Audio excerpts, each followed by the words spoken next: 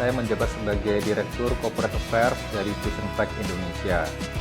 Saya angkatan 1992, saya alumni BINUS jurusan komputerisasi akuntansi. Itu katanya sudah nggak ada ya. Jadi mungkin sekarang itu lebih ke jurusan information system.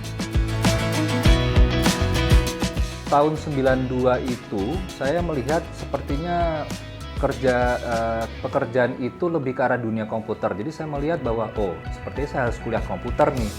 Nah, hasil ngobrol-ngobrol dengan teman-teman, nama STMIK Bina Nusantara itu sering muncul sebagai kampus komputer dengan reputasi yang baik. Jadi setelah saya diskusi dengan orang tua, saya cari jurusan atau kampus yang bisa gampang cari kerja. Akhirnya saya memutuskan untuk kuliah di BINUS.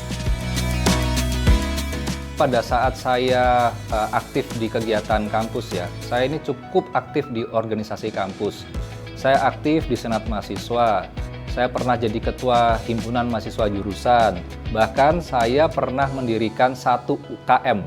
Nah, dari situ saya merasa banyak belajar tentang leadership. Leadership itu ternyata mengelola perbedaan pendapat, dan ternyata tidak semua orang tuh bisa berpikir sama seperti saya atau sama seperti kita.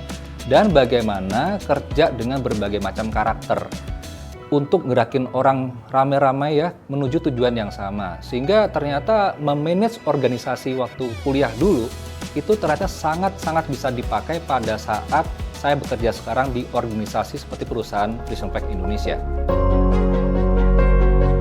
Kalau melihat ke belakang, karir saya itu tidak linear. Jadi karir saya itu tidak berjalan lurus. Setelah lulus dari BINUS, saya jadi guru komputer. Lalu saya kerja di perbankan sempat. Saya malah juga pernah loncat jadi content development di sebuah startup. Nah, sampai akhirnya saya loncat masuk ke dalam dunia industri fast moving consumer goods atau FMCG di berbagai perusahaan ya, baik lokal maupun multinasional. Di Vision Flag ini saya mulai karir 18 tahun yang lalu itu di departemen sales. Kemudian saya pindah ke marketing, di mana semuanya itu adalah commercial function atau bisnis.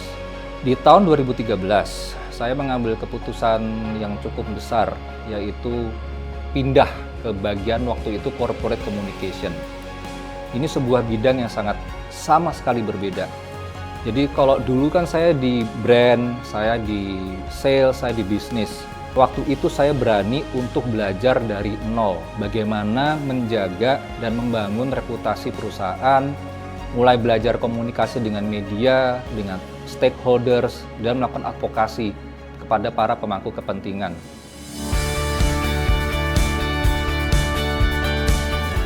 Mungkin salah satu mata kuliah yang paling berjasa buat saya adalah logika algoritma.